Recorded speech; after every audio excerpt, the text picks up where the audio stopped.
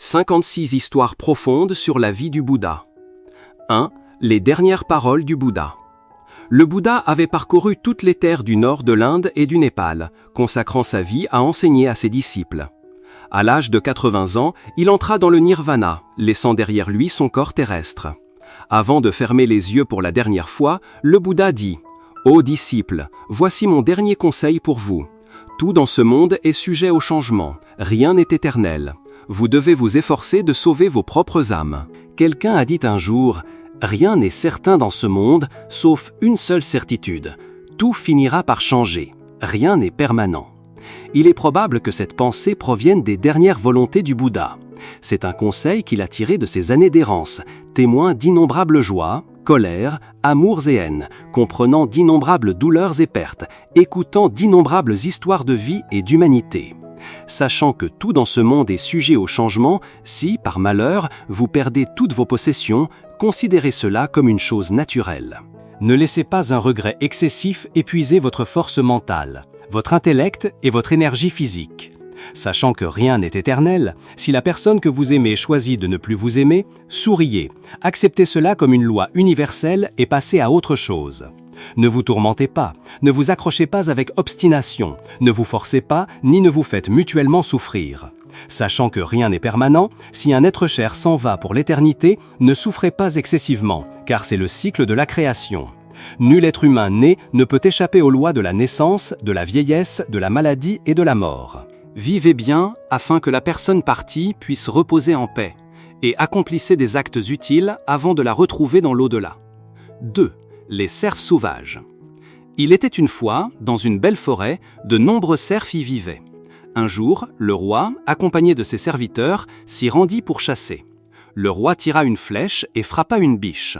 La biche s'enfuit dans la douleur.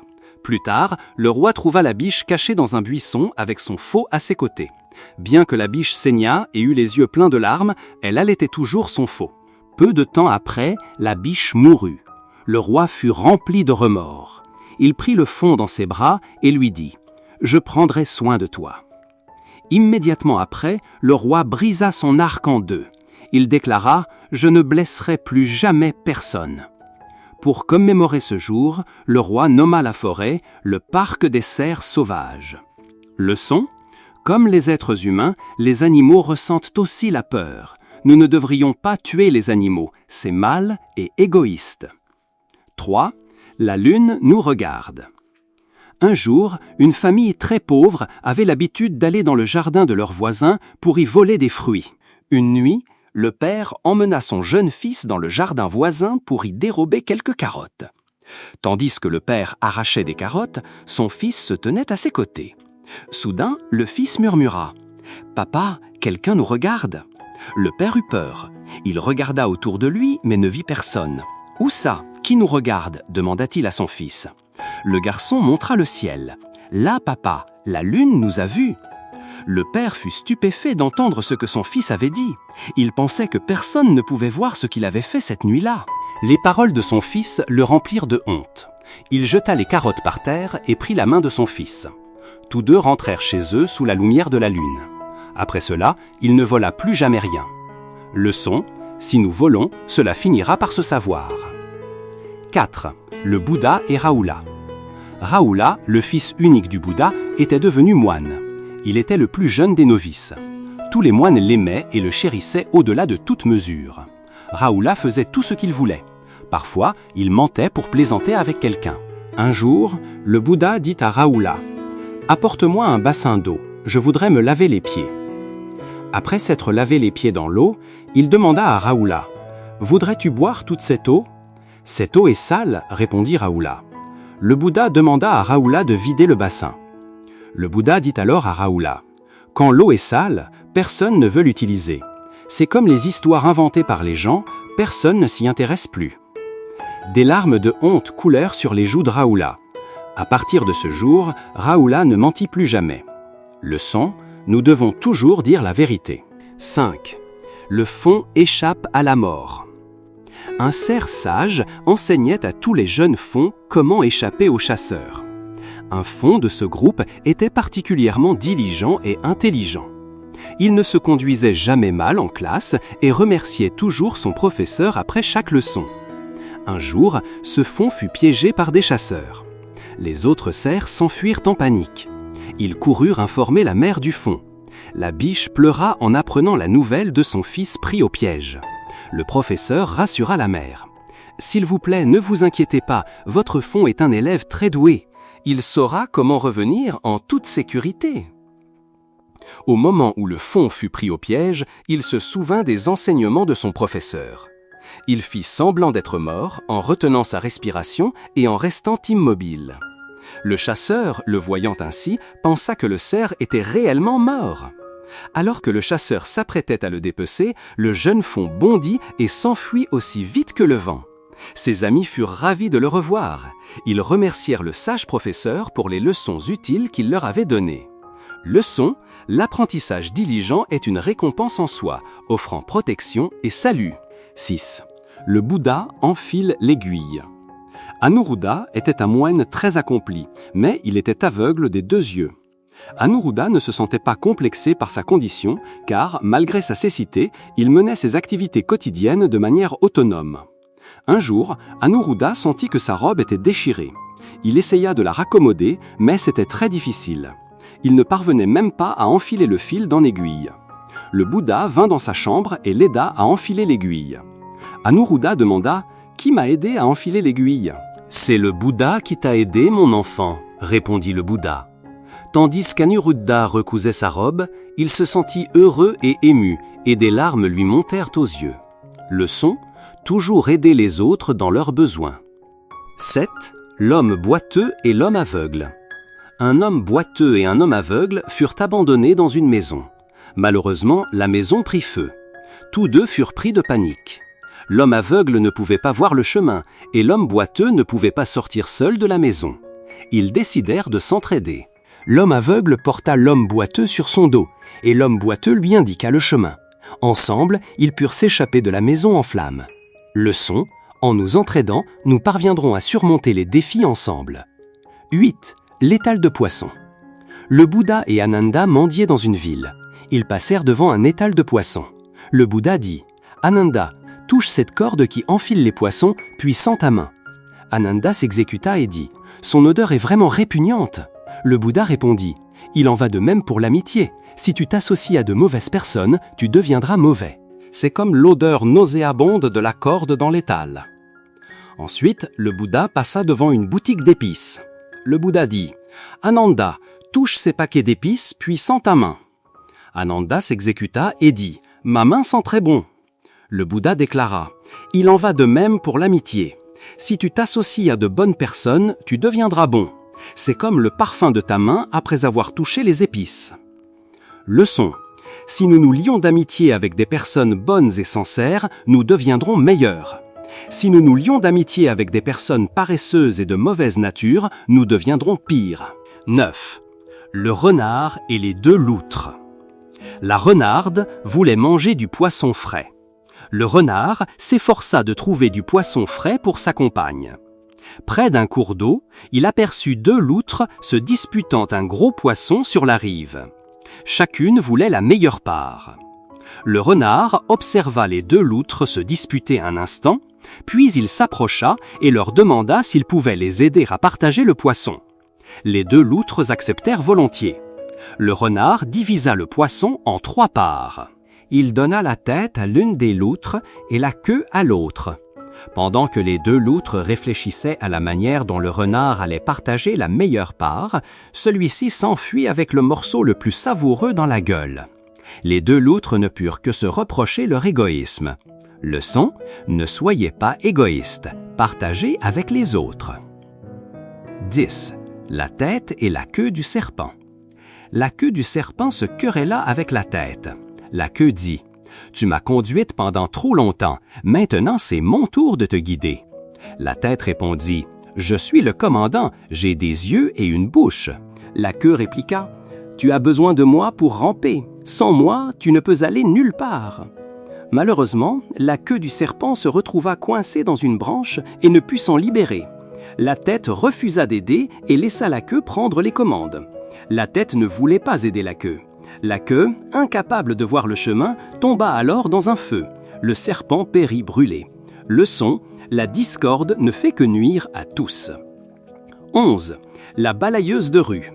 Une femme travaillait très dur comme balayeuse de rue et ses vêtements étaient très sales et malodorants. Tout le monde l'évitait dès qu'on la voyait. Quand ils virent le Bouddha discuter joyeusement avec elle, les gens furent très surpris. Ils demandèrent au Bouddha « Maître, vous nous demandez toujours d'être propre, pourquoi parlez-vous à cette femme malodorante ?» Le Bouddha répondit « Bien que cette femme sente mauvais, son âme est très pure. Elle est respectueuse et travaille très dur pour nettoyer les rues pour tout le monde. Certaines personnes ont l'air très propres et soignées, mais leur esprit est rempli de mauvaises pensées. Leçon, avoir une âme pure est bien plus important que de porter de beaux vêtements propres. 22. Le Bouddha reçoit le plat de champignons toxiques. Kunda, un forgeron, avait un grand respect pour le Bouddha. Ainsi, lorsqu'il apprit que le Bouddha et la Sangha arrivaient à Kusinara, il pria le Bouddha de bien vouloir accepter son offrande. Avec toute sa dévotion, il prépara méticuleusement de délicieux plats, variés en texture. En particulier, il cuisina une savoureuse bouillie de champignons avec du lait. À ce moment-là, le Bouddha avertit Kunda que cette bouillie de champignons était réservée uniquement à lui-même et ne devait être offerte à personne d'autre. Le reste devait être enterré. Car il savait que personne, que ce soit parmi les dieux, les humains, les êtres démoniaques, au sein du royaume de Brahma, ou parmi les ascètes, les brahmanes ou toute autre personne, ne pourrait digérer ce plat, sauf lui. À travers cet événement, nous apprenons une merveilleuse leçon de la compassion du Bouddha. Un maître assume toujours les dangers pour lui-même et offre à ses disciples ce qui est sûr et bénéfique. Peu après avoir consommé ce plat, le Bouddha fut gravement malade, présentant des symptômes de dysenterie sanglante et de douleurs atroces. Pourtant, le bienheureux resta pleinement conscient, patient dans la maîtrise de soi, endurant la maladie et la souffrance. Le Bouddha avait anticipé tout cela. Il savait clairement que c'était la cause et la condition de son entrée dans le nirvana. Le repas offert par la demoiselle Sujata au Tathagata avant son éveil et le repas offert par Kunda également avant que le Tathagata n'atteigne le nirvana, ces deux repas confèrent des mérites égaux, produisent des fruits égaux et sont plus précieux et sublimes que toutes les autres offrandes. Le bon karma de ces deux repas portera des fruits de bonheur pour de nombreuses vies. Une longue vie, une richesse et une renommée abondante et la jouissance fréquente des bénédictions des royaumes célestes ou des royautés nobles et puissantes. De plus, le Bouddha recommanda au vénérable Ananda que si quelqu'un s'interrogeait sur le problème du repas, il devait l'expliquer de la même manière pour disculper Kuinda et dissiper les doutes des 4 assemblées. Non seulement cela, mais il savait que les êtres des temps de la fin du Dharma auraient des vues erronées, des vues fausses, notamment l'idée qu'un pratiquant malade ne pourrait pas atteindre l'éveil, ou qu'un pratiquant éveillé ne tomberait pas malade. Avant de quitter son corps de rétribution, ce dernier repas fut aussi l'occasion pour lui de manifester un corps malade afin d'apporter la juste vue aux êtres, leur montrant qu'être malade ne signifie pas ne pas pouvoir atteindre l'éveil et qu'être éveillé ne signifie pas ne pas être sujet à la maladie physique. 13. Le vénérable Ananda et le bol d'eau trouble. Quittant la demeure de Kunda, le Bouddha se rendit à Kusinara. À ce moment, il se sentait fatigué et voulut se reposer. Le Bouddha demanda au vénérable Ananda de lui étendre sa robe pour qu'il s'allonge et d'aller chercher de l'eau dans la rivière où venaient de passer 500 chars à chevaux. L'eau était devenue peu profonde, agitée et trouble. Le vénérable Ananda, voyant cela, supplia le Bouddha d'aller chercher de l'eau dans une autre rivière, plus pure, agréable et limpide. Cependant, une deuxième fois, puis une troisième, le bienheureux demanda toujours au vénérable Ananda d'aller chercher cette eau, et le vénérable obéit. De retour à la rivière, le vénérable Ananda fut extrêmement surpris. Quelle merveille, quelle puissance et quel pouvoir surnaturel extraordinaire du Tathagata! Cette petite rivière, qui s'écoulait peu profonde, agitée et trouble, était devenue limpide, claire et sans aucune impureté dès son arrivée. On peut ainsi voir que le Bouddha manifesta cette condition pour affirmer que même si un pratiquant éveillé est atteint d'une grave maladie, la puissance de ses mérites n'est nullement diminuée et la force de son esprit n'est pas affectée. C'est une merveilleuse manifestation du Bouddha qui aida à dissiper les doutes et à purifier l'esprit du vénérable Ananda et des êtres sans que la foi des êtres ne soit ébranlée même face à une grave maladie. 14. Le Bouddha, diligent dans le salut des êtres jusqu'au dernier instant. Toute sa vie fut dédiée au bonheur et au bien-être de tous les êtres. Au cours de ces 49 années d'enseignement et de conversion des êtres, l'emploi du temps quotidien du bienheureux était divisé en 5 périodes. Une période le matin, une période le midi, puis le premier quart de la nuit, le quart du milieu et le quart de la fin de la nuit.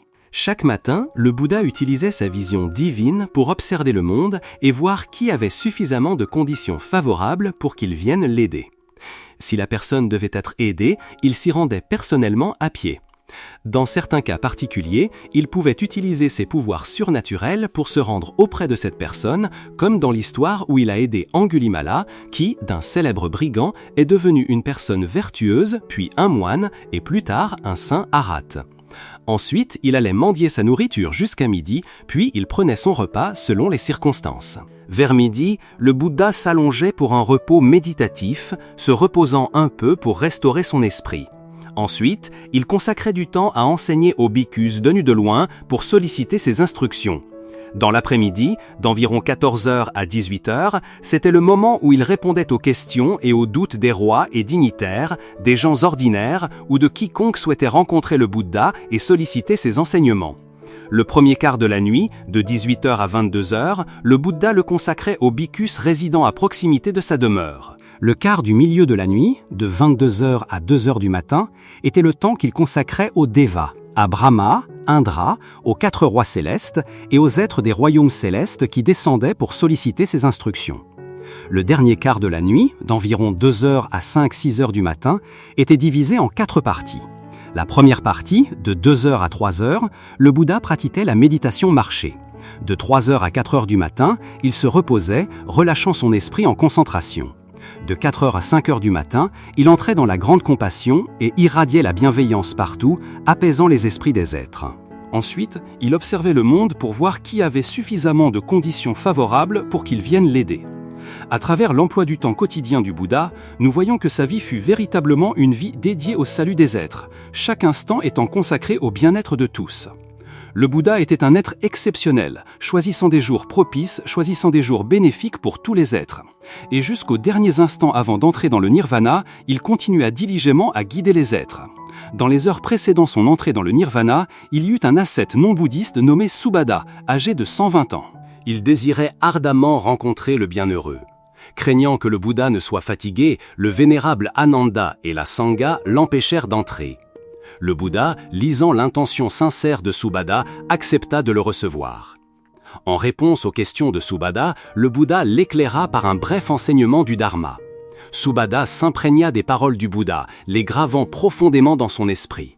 Il fut rempli de joie et d'une immense allégresse, s'agenouillant pour demander à être ordonné moine et à devenir son disciple.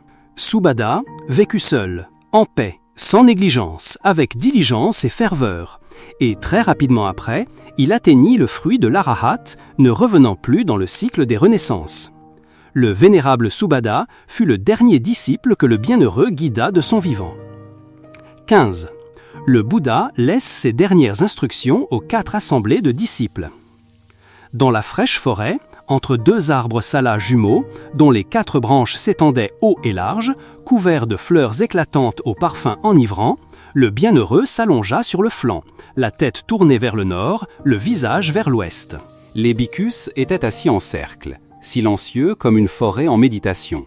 Au milieu du chant des oiseaux et de la douce chute de quelques pétales, le Bouddha prononça le sutra des dernières instructions, des paroles ultimes laissées à ses disciples monastiques et laïcs. Parmi ces recommandations, il y avait ceci. Ananda, si certains d'entre vous pensent, les paroles du maître ne sont plus, nous n'avons plus de maître, de guide. Ananda, n'ayez pas de telles pensées. Ananda, le dharma et la discipline que j'ai enseignée et exposée seront votre maître après ma disparition.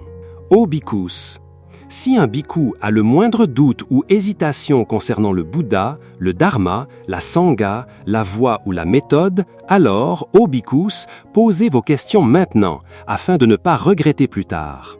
Le maître était présent devant nous, mais nous n'avons pas profité de l'occasion pour interroger le bienheureux directement. Le bienheureux répéta cette exhortation une 2e fois, puis une 3e, et la sangha demeura silencieuse. Il sut alors qu'aucun des bhikkhus n'avait de doute ou d'hésitation concernant le Bouddha, le Dharma, la Sangha, la voie ou la méthode. Il prononça alors aux bhikkhus ces dernières paroles. « Ô bhikkhus, je vous exhorte maintenant. Toutes les formations conditionnées sont impermanentes. Efforcez-vous avec diligence, ne soyez pas négligents. » Telles furent les dernières paroles du Tathagata. Puis il entra dans les divers états méditatifs et s'éteignit. Les paroles du Bouddha sont véritablement celles d'un père qui aime infiniment ses enfants avant de fermer les yeux pour toujours. Nous voyons que sa diligence ne faiblit jamais, que sa volonté de guider les êtres et son amour compatissant pour eux ne diminuèrent jamais jusqu'à son dernier souffle. C'est là quelque chose d'exceptionnel, et pour y parvenir, il faut un amour immense, une compassion illimitée envers tous les êtres. À travers les enseignements de vénérable Thich Trúc Taiming et les 4 histoires précédentes, nous percevons la compassion infinie du Bouddha, chaque instant de sa vie étant dédié à l'amour et à la préoccupation pour les êtres. Même lorsque son corps était malade, souffrant atrocement, il endurait sans la moindre plainte. Sa compassion était illimitée, sans distinction de rang ni de caste. Il voyait tous les êtres comme souffrants, plongés dans l'océan de la douleur, et il considérait qu'il était de son devoir de sauver tous les êtres. Qui qu'ils soient, ils avaient besoin d'être délivrés, conformément à son vœu originel. Il est venu au monde pour sauver tous les êtres. 16. Purifier l'esprit comme un orfèvre purifie l'or. Au bhikkhus, il y a des impuretés mélangées à l'or, comme la poussière, le sable, les pierres, les graviers. L'orfèvre prend l'or, le verse dans une rigole, y verse de l'eau, le secoue et le rince à plusieurs reprises. Après avoir fait cela, l'or contient encore des impuretés plus petites, comme du sable fin, des graviers. Ensuite, l'orfèvre le rince encore, et l'or contient maintenant un peu de sable fin et de poussière noire. Puis l'orfèvre procède à un dernier lavage pour éliminer complètement toutes les impuretés, ne laissant que l'or pur. Puis l'orfèvre place la pépite d'or dans un four, actionne le soufflet à plusieurs reprises jusqu'à ce que l'or commence à fondre mais ne s'écoule pas de l'ouverture du four. Ensuite, il continue d'actionner le soufflet, mais l'or n'a pas encore atteint sa pureté essentielle. Il continue d'actionner le soufflet jusqu'à ce que le morceau d'or devienne malléable, brillant, non friable, souple et facile à travailler. Maintenant, s'il souhaite en faire un bracelet, des boucles d'oreilles, des anneaux ou une bague, l'orfèvre peut utiliser cette pépite d'or pour fabriquer les ornements qu'il désire. De même, au bhikkhus, lorsque l'on cultive un esprit supérieur, si des impuretés grossières telles que les mauvaises actions corporelles, les mauvaises actions verbales, les mauvaises actions mentales subsistent, le bhikkhu doit s'efforcer de réfléchir, de trouver un moyen de les éliminer, de les purifier, de les éradiquer complètement, sans les laisser renaître. Une fois cela fait, le bhikshu continue de cultiver un esprit supérieur. Si des impuretés de niveau intermédiaire, telles que les pensées de désir, les pensées de colère et les pensées de malveillance subsistent, il doit s'efforcer davantage, les éliminer complètement, sans les laisser renaître. Une fois cela accompli, le bhikshu continue de cultiver un esprit supérieur. S'il observe que des impuretés subtiles telles que les idées de famille, de nation, d'honneur subsistent, il doit continuer à s'efforcer de les éradiquer sans les laisser naître. Lorsque l'esprit est devenu malléable et facile à utiliser, si l'on souhaite acquérir des pouvoirs surnaturels tels que la puissance miraculeuse, l'oreille divine, etc., le bhikkhu a la capacité d'accomplir ces pouvoirs surnaturels. 17. La pratique spirituelle comme l'entraînement d'un cheval. Le vénérable Bali manquait de résolution pour se maîtriser, étant souvent dominé par les désirs. Afin de l'éduquer sur la méthode pour discipliner l'esprit, le Bouddha présenta la manière d'entraîner un cheval. Ô Bali, imagine un habile dresseur de chevaux qui, recevant un bon cheval, doux et docile, doit d'abord l'habituer à la bride. Pendant l'entraînement, si le cheval se débat, bondit, recule, résiste parce qu'il n'a pas été entraîné auparavant, le dresseur continue de pratiquer. Progressivement, le cheval s'habituera à la bride. Ensuite, le dresseur habitue le cheval à la selle. Pendant l'entraînement, le cheval se débattra, résistera, mais le dresseur persévérera, et progressivement, le cheval s'habituera à la selle. Maintenant, le dresseur entraîne le cheval à parader, à faire des cercles, à marcher sur la pointe des sabots, à galoper, à courir à pleine vitesse, à hennir. Une fois que le cheval a maîtrisé toutes ses allures, le dresseur l'habitue aux ornements tels que les clochettes, les guirlandes de fleurs, les bijoux. Au Bali, lorsque le cheval a été entraîné et maîtrisé toutes ses tâches, il devient un coursier noble, un cheval de valeur, un trésor pour le souverain. De même, au Bali, un bhikkhu qui développe ses qualités excellentes devient digne de respect, d'honneur, d'adoration, d'offrande et constitue le champ de mérite suprême dans le monde. Au Bali, lorsqu'un bhikkhu réalise la juste vue, la juste pensée, la juste parole, la juste action, les justes moyens d'existence, le juste effort, la juste pleine conscience, la juste concentration, la juste connaissance et la juste libération, il devient digne de respect, d'honneur, d'adoration, d'offrande et constitue le champ de mérite suprême dans le monde. 18. La juste pratique comme accorder une cithare. Un jour, le bienheureux résidait au pic des Vautours, près de la ville de Rajagriha, tandis que le vénérable Sona se trouvait dans la forêt de Sala, non loin de Rajagriha. Par manque de pleine conscience, se laissant dominer par les afflictions, Sona souhaitait retourner à la vie laïque, accomplir des actes méritoires et jouir du bonheur comme une personne ordinaire. Grâce à son pouvoir de lire les pensées des autres, le bienheureux connut les pensées de son disciple et il utilisa ses pouvoirs surnaturels pour apparaître devant Sona, l'interrogeant sur ses récentes réflexions. Sona admit sincèrement avoir eu de telles pensées. Le Bouddha l'interrogea alors sur la méthode pour jouer de la vina, ce qui était la spécialité de Sona, afin d'encourager le vénérable à poursuivre sa diligence. « Ô Sona, que penses-tu ? Quand les cordes d'une vina sont trop tendues, produisent-elles le son juste ? Non, vénérable maître. Et quand les cordes sont trop lâches, le son est-il agréable ? Non, vénérable maître. Alors, quand les cordes sont accordées, ni trop tendues, ni trop lâches, juste au niveau moyen, le son est-il agréable à l'oreille ? Oui, vénérable maître. De même, ô Sona, quand l'esprit est trop tendu, il engendre l'agitation. Quand l'esprit est trop passif, il conduit à la paresse. C'est pourquoi tu dois exercer ton esprit de manière équilibrée, ni trop tendu, ni trop passif, afin que la pratique puisse progresser. Oui, vénérable maître. Oui, vénérable maître. Après avoir obéi aux instructions du bienheureux, le vénérable Sona vécut en solitaire, en paix, sans négligence, s'efforçant de manière équilibrée. Grâce à cela, il atteignit le but que les nobles fils ayant quitté la vie laïque espéraient, la suprême et ultime vie sainte, et demeura dans le présent. 19. Pratiquer la vie sainte comme un laboureur. Un matin, le bienheureux, ayant revêtu sa robe et pris son bol, passa en mendiant devant la ferme du brahmane Bharadwaja. Voyant le bienheureux, le brahmane dit « Ô ascète, je laboure et je sème le riz.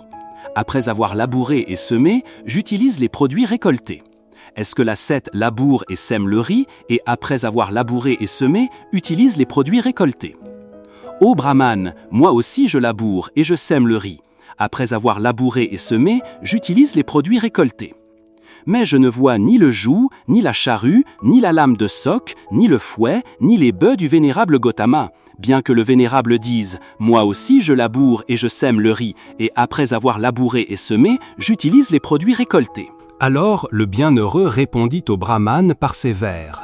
« La foi est ma semence, l'ascèse est ma pluie, la sagesse pour moi est le soc et le joug. La modestie est le manche, la faculté mentale est la corde, la pleine conscience est la lame. Le corps et la parole étant gardés, j'arrache les impuretés, j'atteins la vraie libération. Ainsi, cette façon de labourer conduit au fruit de l'immortalité. »